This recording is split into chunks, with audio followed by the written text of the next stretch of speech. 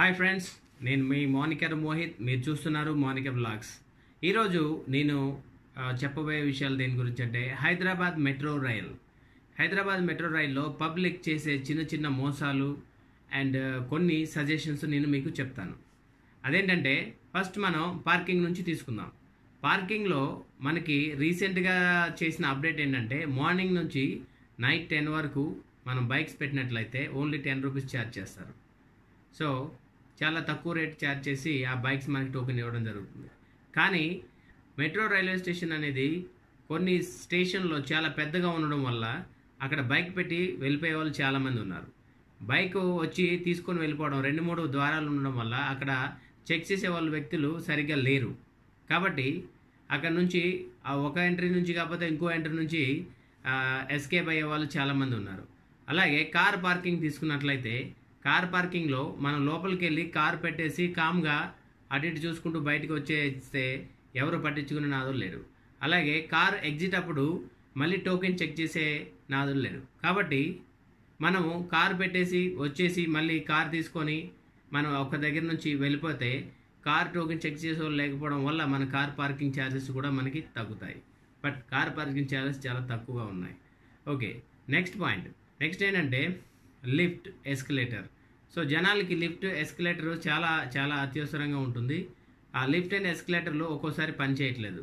So దాంట్లో లిఫ్ట్లో జరిగే కొన్ని మోసాలు మీరు ఆల్రెడీ చూసే ఉంటారు. దొంగతనం జరగడం అవి మనం రీసెంట్గా యూట్యూబ్లో చూసాం చాలా వీడియోస్. అంతేకాకుండా అండ్ యంగ్ స్టూడెంట్స్ కానీ కపుల్ కానీ వాళ్ళు చేసే రొమాన్స్ని కూడా మనం చూడాల్సి వచ్చింది. సో ఇలాంటివన్నీ కొన్ని జాగ్రత్తలకి ఖచ్చితంగా లిఫ్ట్ దగ్గర ఎవరినన్నా పెట్టినా లేకపోతే లిఫ్ట్లో ఎవరినన్నా ఉంచినా ఇలాంటివన్నీ మనం తప్పించుకోవచ్చు. ముఖ్యంగా ఈవినింగ్ టైంలో, లేదంటే ఆఫ్టర్నూన్ టైంలో, లేదంటే నైట్ టైంలో. సో తర్వాత టికెట్ కౌంటర్ దగ్గర ఏమవుతుందంటే నేను కొత్తగా వెళ్ళినప్పుడు జనాలు తక్కువ ఉండేవాళ్ళు కాబట్టి టికెట్ తీసుకునేదానికి ఈజీగా ఉండేది. కానీ ఇప్పుడు టికెట్ కౌంటర్ దగ్గర జనాలు ఎక్కువగా ఉంటున్నారు, పబ్లిక్ కూడా చాలా అలవాటు పడ్డారు. అసలే వచ్చేది వేసవికాలం కాబట్టి ఇంకా కొంచెం ఎక్కువగా తిరుగుతున్నారు. సో అక్కడ సరైన డిస్క్రిప్షన్ లేదు. అంటే ఏ రూట్ ఎక్కడి నుంచి వెళ్తుంది, ఎక్కడి నుంచి ఎక్కడికి టికెట్ అనేది సర్టెన్ డిస్టెన్స్లో ఉండడం వల్ల చాలామందికి అది కనపడట్లేదు. ఆ కౌంటర్లో కూడా పైన పెట్టారు కానీ అంత క్లారిటీగా లేవు అవి. వాళ్ళు ఈ ట్రైన్ ఈ రూట్లో వెళ్తుంది, ఈ ట్రైన్ ఈ రూట్లో వెళ్తుంది అనేది క్లారిటీ లేదు. మనకి ట్రైన్ ఎక్కినప్పుడు మీరు చూసినట్లయితే ట్రైన్లో రెడ్ లైన్, బ్లూ లైన్, ఇంకో లైన్ వేరే కలర్లో ఉంటుంది. సో వాళ్ళు ఆ లైన్ అనేది క్లారిటీగా ఆ టికెట్ కౌంటర్ దగ్గర సరిగ్గా పెట్టలేదు. రేట్స్ అయితే పెట్టారు కానీ ఇందులోంచి ఇందులోకి అనేది క్లియర్గా పెట్టలేదు. ఒక స్టేషన్ నుంచి ఒక స్టేషన్కి ఎంత మనీ ఉంటుంది, ఎంత ఏంటి అనేది. సో సింపుల్గా పెట్టాల్సిన అవసరం ఎంతో ఉంది. మనము మెట్రో ట్రైన్ ఎక్కినప్పుడు చాలా వయసు వాళ్ళు, షుగర్ పేషెంట్లు, బీపీ పేషెంట్లు, లేకపోతే చిన్నపిల్లలు, లేదంటే వృద్ధులు, నడవలేని వాళ్ళు, అట్లాంటి వాళ్ళు చాలామంది ఉంటారు. సో వాళ్ళ వికలాంగులు ఉంటారు. వాళ్ళ కోసము టాయిలెట్స్ అనేవి కంపల్సరీ. సో టాయిలెట్స్ అనేవి నాకు చాలా విజిట్స్ చేసిన తర్వాత మాత్రమే తెలిసింది. ఎందుకంటే అక్కడ కొన్ని సింబల్స్ మాత్రమే ఉన్నాయి, అంతేకాని టాయిలెట్స్ దారి లేదా టాయిలెట్స్ అని రాసి లేదు. సో దానివల్ల ఏమవుతుందంటే చాలా వరకు వ్యక్తులు ఒక్కోసారి మెట్రో రైన్ని అవాయిడ్ చేస్తూ ఉన్నారు. సో అట్లాంటి రాసి ఉండడం వల్ల ముసలి వాళ్ళకి, పిల్లలకి, వికలాంగులకి చాలా అంటే చాలా ఉపయోగంగా ఉంటుంది. ఎందుకంటే అలా రాకపోతే జనరల్ పబ్లిక్ ఎలా తెలుసుకుంటారు? అది ఎక్కడో కౌంటర్ నుంచి సైడ్కి పక్క లోపల ఉంది, చాలా డిస్టెన్స్లో. సో అందరూ ఎవరైనా కౌంటర్ వచ్చి టికెట్ తీసుకొని లోపలికి వెళ్ళాలని చూస్తారు కాబట్టి సో ఆ ఏరియాలో లేకపోవడం అదొక రిమార్క్గా నేను ఫీల్ అవుతాను. ఓకే, 3 feet కంటే హైట్ ఉన్న పిల్లలకి ఖచ్చితంగా టికెట్ తీసుకోవాలని చెప్పారు. సో ఇక్కడ పబ్లిక్ చేసే మోసాలు ఏంటంటే 3 feet కాదు 4 feet ఉన్నా కానీ సంఖ్యలో ఎత్తుకొని డైరెక్ట్ కౌంటర్కి వెళ్ళి టికెట్ తీసుకుంటారు. లేదంటే వాళ్ళని దాచేసి వేరే వాళ్ళు వెళ్ళి టికెట్ తీసుకుంటారు. సో వెళ్ళేటప్పుడు మళ్ళీ ఆ పిల్లల్ని ఎత్తుకొని లోపలికి వెళ్ళిపోయి అక్కడ నుంచి అక్కడికి వెళ్ళిపోతారు.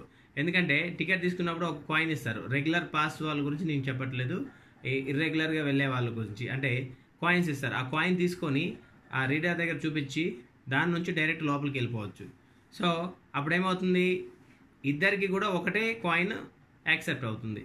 సో ఆ రీడర్ ఆ బ్లాకింగ్ గేట్ ఒకటి ఓపెన్ అవ్వనప్పుడు లోపలికి వెళ్ళిపోతారు. సో ఆ కాయిన్ చూపిస్తే ఇద్దరు ఒకళ్ళ పిల్లల్ని ఎత్తుకొని వెళ్ళిపోవచ్చు అన్నట్టు. సో అక్కడ చెక్ చేసే వాళ్ళు ఎవరు లేరు. వాళ్ళు మామూలుగా జనరల్గా లోపలికి ఎంటర్ అయితే చెక్ చేస్తారు, కానీ ఆ రీడర్ దగ్గర చెక్ చేసే వాళ్ళు ఎవరు లేరు. సపోజ్ ఇక్కడ ముఖ్యంగా చాలా అంటే చాలామందికి వచ్చే ఒక పెద్ద డౌట్ ఏంటంటే, సపోజ్ మీరు మియాపూర్ నుంచి మీరు ఎల్బీ నగర్ వరకు వెళ్ళాలి, లేదంటే మీరు నాగోల్ వరకు వెళ్ళాలి. సో అక్కడ మీరు టికెట్ మియాపూర్ నుంచి నాగోల్ వరకు తీసుకోవాలా లేదా అనేది పెద్ద క్వశ్చన్. ఒకవేళ తీసుకుంటే మనం అక్కడ దాకా తీసుకోవాలా, లేదా 2-3 స్టాప్ల వరకు తీసుకొని అక్కడ వరకు దిగొచ్చా అని. ఎందుకంటే మీరు జర్నీ చేసే 40-45 మినిట్స్లో ఎవరు చెకింగ్ వచ్చేవాళ్ళు లేరు. మధ్యలో ట్రైన్ చేంజ్ ఉంది కానీ చెకింగ్ వచ్చేవాళ్ళు లేరు. కాబట్టి మీరు సపోజ్ మియాపూర్ నుంచి కూకట్పల్లి వరకే టికెట్ తీసుకొని మీరు ఎల్బీ నగర్ కానీ లేదంటే నాగోల్ కానీ దిగారు అనుకోండి, అక్కడ ఏమవుతుంది అనేది చాలా పెద్ద క్వశ్చన్. సో ఆ రీడర్ పనిచేస్తుందా లేదా అనేది నేను చెక్ చేశాను ఆల్రెడీ. ఆ రీడర్ పనిచేయదు. అంటే బయటికి వెళ్ళడానికి మీరు ఆ కాయిన్ పెట్టినప్పుడు అది ఎర్రర్ చూపిస్తుంది, రెడ్ సింబల్ వస్తుంది. గ్రీన్ సింబల్ అయితే ఓపెన్ అవుతుంది, రెడ్ సింబల్ అయితే ఓపెన్ కాదు గేట్. కాబట్టి మీరు ఇట్లాంటి విషయాల్లో చాలామంది ఎలా చేస్తున్నారు అంటే, సపోజ్ వాళ్ళు దిగాల్సిన స్టేషన్కి అంటే ముందు ఒక 2 స్టేషన్ వరకు వాళ్ళు మనీ టికెట్ తీసుకొని బట్ 2 స్టేజ్ తర్వాత దిగారనుకోండి, దిగడానికి వెళ్ళడానికి వాళ్ళు ట్రై చేసినప్పుడు అక్కడ రెడ్ సింబల్ వస్తే ఏం చేస్తున్నారంటే, ఆల్రెడీ ఎవరన్నా వాళ్ళ ఫ్రెండ్సో ఇంకెవరో లేదా వెళ్తున్నారు అనుకోండి, ఆ గ్రీన్ ఇలా వచ్చి ఓపెన్ అయ్యి మళ్ళీ ఒక ఫ్రాక్షన్ కొన్ని సెకండ్స్ తర్వాత క్లోజ్ అవుతుంది. ఆ సెకండ్స్లో అని వీళ్ళు కూడా వెళ్ళిపోతున్నారు బయటికి. సో అక్కడ చెక్ చేసే వాళ్ళు ఎవరు లేరు. సో అదొక ప్రాబ్లం. ఆ కెమెరాస్ ఉన్నా కానీ ఆ కెమెరా ఎవరు చూస్తారు, ఎంతమంది చూస్తారు, ఎన్ని రోజులు చూస్తారు తెలియదు కదా. సో అలా అక్కడ చెక్ చేసే వాళ్ళు ఎవరు లేరు. సపోజ్ మీకు భయం వేసింది, మీరు 2 స్టేజెస్ బ్యాకే దిగాలి, బట్ 2 డేస్ తర్వాత దిగారు కావాలని. అక్కడ వెళ్ళడానికి వెళ్ళినప్పుడు ఆ చెకింగ్ చేసే వాళ్ళు ఉన్నారు, పోలీసులు ఉన్నారు. సో ఎవరైనా అబ్జర్వ్ చేస్తారని మీకు భయం వేసింది అనుకోండి, కంపల్సరీ మీరు రిటర్న్ రావాల్సి ఉంటుంది. సో ఆ రిటర్న్ వచ్చినప్పుడు దాని ఛార్జ్ ఎవరు ఇస్తారు? No charge. కాబట్టి రిటర్న్ వచ్చి సెకండ్ స్టేజ్లో అక్కడ దిగి అక్కడ నుంచి అటు వెళ్ళిపోవచ్చు. ఓకే. ఇంకొకటి, మీరు కాయిన్ని ఒకసారి రీడర్కి పెట్టినప్పుడు సెకండ్ టైం పెడితే అది యాక్సెప్ట్ చేయదు. సో అక్కడ మీరు ఒకసారి కాయిన్ పెట్టినప్పుడు గేట్ ఓపెన్ అవుతుంది, మళ్ళీ సెకండ్ టైం పెట్టినప్పుడు గేట్ ఓపెన్ కాదు. ఒకవేళ ఇద్దరు మనుషులు ఒకేసారి ఒక కాయిన్తో వెళ్ళాలనుకుంటే వర్కౌట్ కాదు. ఓకే. ఇప్పుడు మనం ట్రైన్ ఎక్కేసాం. ట్రైన్ ఎక్కేసినప్పుడు మనకి ఏదైనా రైల్వే స్టేషన్లో మీరు దిగే నెక్స్ట్ స్టేజ్ వస్తుంది అని అనౌన్స్మెంట్ ఉంటుంది. సో మనకు కూడా ఇక్కడ ప్రతిసారి 3 లాంగ్వేజ్ 4 లాంగ్వేజ్లో మనకి అనౌన్స్మెంట్ వస్తూ ఉంటుంది. హిందీ, ఇంగ్లీష్, తెలుగు, ఒక్కోసారి ఉర్దూలో కూడా. సో మనకి ఆ అనౌన్స్మెంట్ బాగానే ఉంటుంది. కానీ ఎక్కడైతే మీరు అమీర్పేట్లో ట్రైన్ చేంజ్ చేయాల్సి ఉంటుందో అక్కడ ఏమని అనౌన్స్మెంట్ వస్తుందంటే, మీరు రెడ్ లైన్ నుంచి బ్లూ లైన్కి చేంజ్ కావడానికి ఇక్కడ దిగాలి అని వస్తుంది అన్నట్టు. సో దానివల్ల ఏమవుతుందంటే, రెడ్ లైన్ ఏంటి, బ్లూ లైన్ ఏంటి అని వచ్చేవాడికి చాలా కన్ఫ్యూజన్ అవుతుంది. కొత్త వాళ్ళకి, సపోజ్ హరిబరిలో ఉన్న వాళ్ళకి చాలా కన్ఫ్యూజ్ అవుతుంది.